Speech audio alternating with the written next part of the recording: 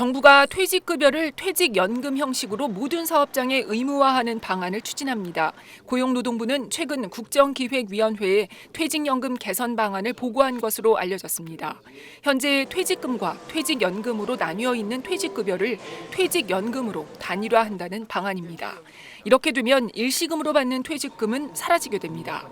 고용노동부는 모든 사업장의 퇴직연금 의무화를 추진하되 단기간에 이뤄질 경우 중소영세업체에 부담이 있을 것으로 보고 기업 규모에 따라 대기업부터 5인 미만 사업체까지 5단계로 나눠 차례로 시행하는 방식을 고려하고 있습니다.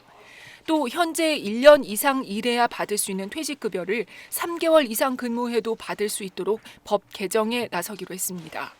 배달 라이더 등 특수고용, 플랫폼 노동자도 퇴직연금을 받을 수 있도록 정부가 지원하는 방안도 검토되고 있습니다. 퇴직연금 자산을 전문적으로 운용하는 퇴직연금 공단을 신설하는 방안도 보고에 포함됐습니다. 국민연금이나 공무원연금, 사학연금처럼 퇴직연금도 공단을 통해 운용해 수익률을 높인다는 취지입니다. 그러나 기존 퇴직연금 사업자인 은행과 보험사, 증권사는 퇴직연금 기금화에 반대하고 있어 추진 과정에서 갈등이 예상됩니다. SBS 조지연입니다. 퇴직연금 적립금 규모는 지난해 말 430조 원을 넘어섰습니다.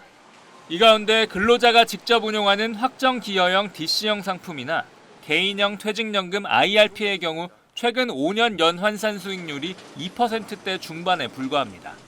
노후 자금의 손실에 대한 두려움이 크고 직장 생활하면서 세세한 투자 전략을 구사하기도 어려워 원금 보장형 상품에 묻어두고 내버려두는 경우가 많기 때문입니다. 그 경제 쪽에서도 약간 취약하다고 해야 되나? 그래서 그런 방법을 직접 찾아보는 게 되게 낯설고 어렵더라고요. 평소에 많이 바빠서 그냥 저희가 많이 들어본 그런 상품들이나 이런 고민을 덜어주고 더 높은 수익률을 추구할 수 있도록 인공지능 로봇이 퇴직연금을 대신 굴려주는 서비스가 출시됐습니다. 일정한 수수료를 내면 AI가 투자자의 성향과 경제지표, 시장 상황 등을 판단해 자산 배분 전략을 짜고 운용 지시까지 맡아 해주는 서비스입니다. 시장 국면에 따라서 아니면 정기적으로 리밸런싱을 내가 이제 직접 하지 않고 알아서 해준다는 게 일부 로보어드바이저들은 지난해 금융당국의 테스트 과정에서 20% 넘는 수익률을 올리기도 했습니다. 여러 경제 지표들을 그 머신러닝으로 조합을 해서 저희가 그 각 자산군, 미국 자산이라든가 국내 지역에 대한 자산들에 대해서 전망치를 올해는 우선 IRP에 한해 1인당 연 900만 원 한도로 로보어드바이저 서비스에 가입할 수 있습니다. 또 매년 900만 원씩 증액할 수 있습니다. 로보어드바이저 도입으로 실적 배당형 상품 투자가 늘고 퇴직연금 수익률 제고로 이어질지 주목됩니다. SBS 정준호입니다. 국민연금을 어떻게 해결할 것이냐를 놓고 충돌하고 있는 두 개의 큰 축이 있습니다. 하나는 더 많이 줘야 된다. 소득 보장론이고요. 하나는 아껴야 된다. 재정 안정론입니다. 이 두 가지의 가치가 서로 조화롭게 화합을 이루면서 형님 아우님 하면서 가야지만 국민연금이 원활하게 돌아가는데 이게 굉장히 충돌하는 가치가 돼버렸거든요. 게다가 이게 정치권으로 흘러들어가면서 정치 쟁점화가 돼버렸습니다. 그래서 국회 연금특위에서 국민 대표단을 모아서 뭘 더 중요시해야겠느냐를 물어봤는데 더 내더라도 더 받겠다. 즉 이 두 가지를 다 가져가는 게 최고의 가치로 뽑혔다라고 하면서 국회에서 이걸 계속 설득 자료로 내놓고 있거든요. 그런데 그렇다면 과연 이 자체가 굉장한 설득력을 갖느냐 한번 살펴볼 필요가 있어요. 왜냐하면 이 당시에 국민 대표단을 뽑을 때부터 이 대표성에 좀 의문이 제기가 됐었거든요. 귀에 빡빡해는 이슈 맛집 귀의 빡종원입니다. 작년에 국회 연금개혁특별위원회 측에서 국민연금 개혁이 희대의 난제다 보니까 국민들에게 물어보자라고 하면서 공론화위원회라는 걸 만들었습니다.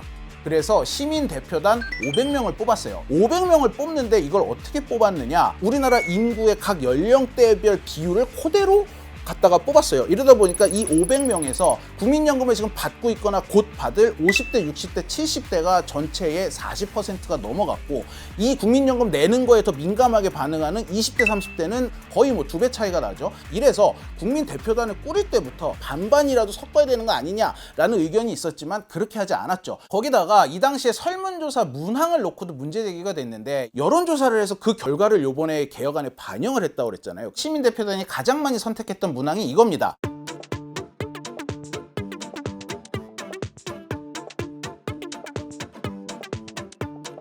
지금 43%를 올린 걸 놓고도 여전히 연금 고갈이 딱 예상이 되고 있는데 이거보다 더 많은 50%를 올려주겠다라고 하면서 지속 가능성이 있다라고 써놔버리니까 시민 대표단의 상황 판단 능력을 왜곡했을 수 있는 문항이다. 이 개혁안을 통과시키는 거 그냥 미리 답정너로 정해놓고 그냥 약간 요식행위를 한 게 아니냐 이런 얘기까지 나오고 있어요. 여기서 나온 결과를 갖다 들이밀면서 이거 학습하고 나면 이게 진짜 제일 좋은 거야 라는 식으로 다그치는 게 과연 20대들에게 받아들여질 것이냐, 더 화가 날 수밖에 없는 거죠. 정부가 지난해 9월에 내놓았던 연금개혁안에 보면은 인상의 속도를 50대는 더 빠르게, 20대는 더 느리게 이렇게 속도를 조절을 해가지고 세대별로 차등 인상을 하겠다라는 안이 들어가 있었어요. 요 장치를 집어넣으면서 뭐라고 표현을 해놨냐면은 미래 세대의 부담을 덜어주기 위해서, 그리고 세대 간의 형평성을 위해서.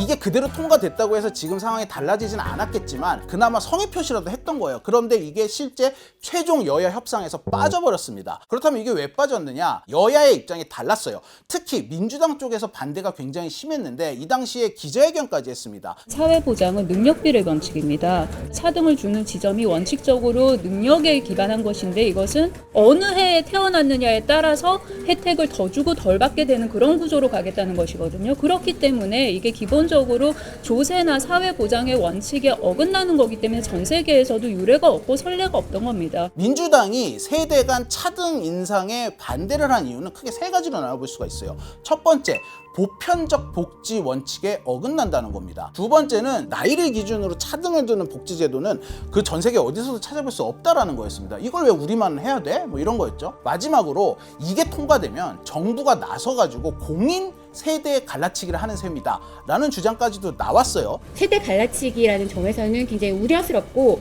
구체적으로 청년들에게 어떤 불리한 효과가 나타나는지는 검증해 봐야 한다, 이렇게 말씀드릴 수 있을 것 같고요. 세대 갈라치기라는 단어 자체를 국민 쪽에서 먼저 나온 게 아니라 정치권에서 먼저 사용한 것 같은데. 그렇죠. 약간 젊은 세대의 분노의 포인트를 잘못 잡고 있다라는 분석이 나와요. 왜냐하면 마치 세대 갈등이 다인 것처럼 얘기를 하고 있는데 단순히 나 노인 세대를 왜 우리 세대가 부양을 해야 돼? 그거 하기 싫어가 아니라는 얘기죠. 사실 문제의 포인트는 세대가 아니라 부의 정도와 형평성입니다. 따져볼 점이 하나 있어요. 코호트라는 게 있죠. 이거 우리가 코로나 때 많이 들었는데 어떤 특정 통계적 인자를 공유하는 집단을 코호트라고 합니다. 특히 굉장히 강력한 게 몇 년도에 태어났느냐입니다. 나이는 숫자에 불과한 것이 절대 아니고 본인이 몇 년도에 태어났느냐, 이것은 그 사회의 영향을 받을 수밖에 없습니다. 이들이 경험하는 생애 기회 자체가 그들의 개인적인 노력과는 무관하게 다른 거죠. 지금 50대와 60대가 수직 상승하는 산업화 혜택을 온몸으로 가지면서 집값 올라갔죠. 그리고 정년 보장돼 있죠. 지금의 20, 30대들의 가진 생애 기회라는 것은 너무나 제한적이고 기성세대와 미래세대 간의 이익의 차이가 분명한 상황에서 그들 간에 무슨 연대를 하자는 거죠? 부모가 자신들의 노후를 위해서 자녀들의 돈을 부당하게 가져가고 그것이 세대 간 연대입니까 그럼? 세대 간 연대라는 애매하고 추상적이고 그런 단어를 써가면서 자꾸 프레임을 만들지 말라는 거죠. 게다가 국민연금 문제에 있어서만큼은 보편적 복지의 원리만 계속해서 고집을 하는 게 공평함을 찾다가 공정함을 잃어버리는 결과로 이어질 수 있다라는 얘기가 나오고 있어요. 미국의 루즈벨트 대통령이 이런 얘기를 했거든요. 왜 이런 말을 했을까요?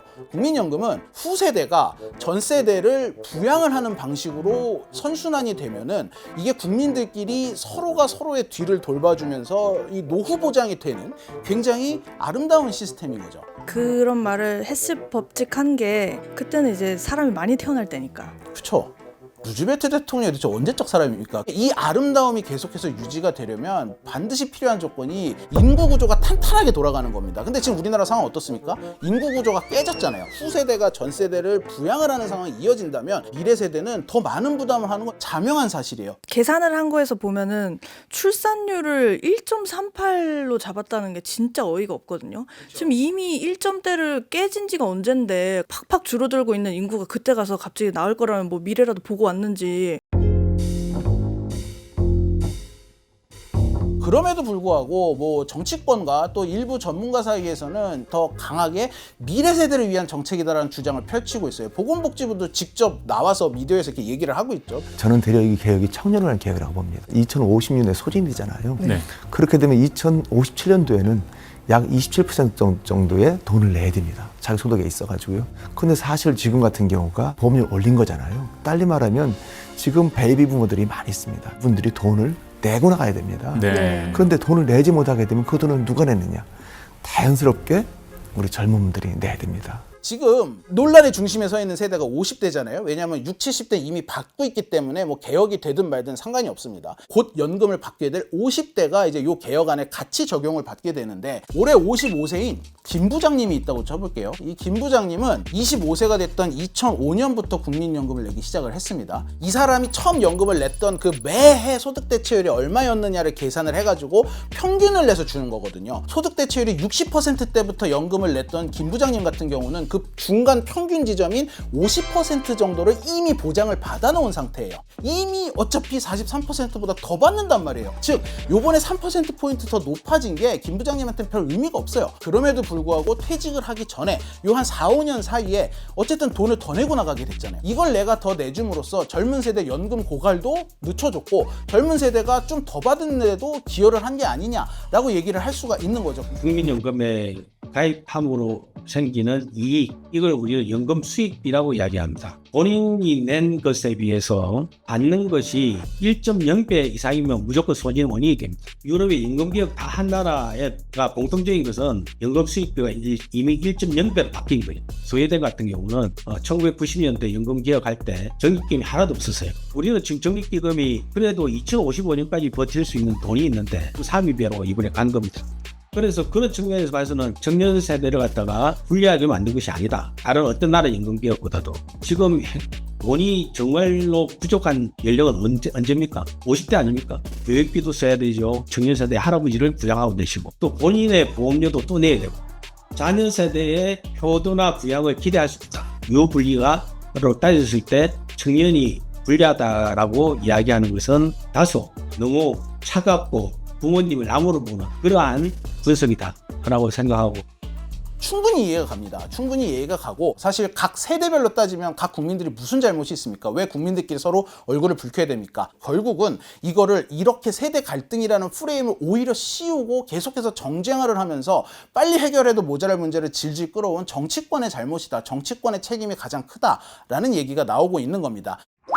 이제 남은 건 국민연금의 부족분, 이 미적립 부채라고 하는 1,700조를 어떻게 해결할 것이냐의 문제예요. 이거는 요번에 한 것 같은 숫자 조금 바꾸는 모수 조정 가지고는 택도 없는 얘기입니다. 구조개혁을 해야 되는데 정치권은 그래서 이제 구조개혁이 남아있으니 그걸 좀 지켜봐 달라고 얘기를 하고 있거든요. 그런데 지금 요거 숫자 조금 바꾸는 모수 조정하는데 얼마 걸렸습니까? 18년 걸렸죠. 그것도 탄핵 국면에 약간 꼼수 소리 들어가면서 해결이 됐단 말이에요. 그런데 이거보다 더 큰 문제인 구조개혁을 과연 정치권에서 지금 같은 극한 대립을 하는 상황에서 이뤄낼 수 있을 것이냐에 대해서는 의심의 눈초리가 크게 나올 수밖에 없는 거죠. 국민연금을 무조건 주겠다, 어떻게든 주겠다고 명문화를 했잖아요. 지키지 않을 경우에 뭐 어떻게 책임을 지겠다라는 것도 같이 적혀있지 않기 때문에 굉장히 공수표처럼 느껴지거든요. 명문화했으니까 주겠죠. 안 줄 수 없겠죠. 주겠는데 어떻게 주겠습니까? 연금이 고갈해 놨는데 세금으로 주겠죠. 그 세금 누가 냅니까? 20대 30대가 내겠죠. 이게 결국은 조삼모사예요. 그래서 이번 개혁안이 나오고 나서 어떤 얘기가 나오냐면 이것만큼 강력한 비출산 정책이 없다. 당장 지갑에 꽂히는 돈도 줄어들고 일자리 개판 났고 이런 상황에서 누가 사람을 만나서 결혼해서 애를 낳고 살겠어요. 이 사회에서. 우리 청년들의 아름다운 미래에 대한 기대 긍정적 생각을 가지고 살아야 된다고 생각합니다. 제가 인생 살아가는 동안 확실히 느끼는 것은 계속 의심하고 부정적으로 생각해서 성공하는 사람 한 명도 못 봤다. 우리의 목표는 2093년까지 적립기금이 소진되지 않도록 하는 것이고 70년이면 충분히 해결할 수 있습니다. 2024년도에 학계 출산율이 0.7명에서 0.75명으로 늘어났습니다. 우리 국민은 저력이 있기 때문에 기본적으로 걱정하지 않으셔도 됩니다. 여러분들은 오늘 내용을 보시고 어떠신지요? 이 국민연금은요, 세대 간의 형평성을 따지지 않을 수가 없다라는 거를 이번 취재를 통해서 또 느꼈고, 빨리 이 구조개혁에 착수를 해서 구조개혁을 하는 과정에서는 보다 20, 30대의 의견을 좀 더 많이 반영을 해도 되지 않겠나라는 생각을 했습니다.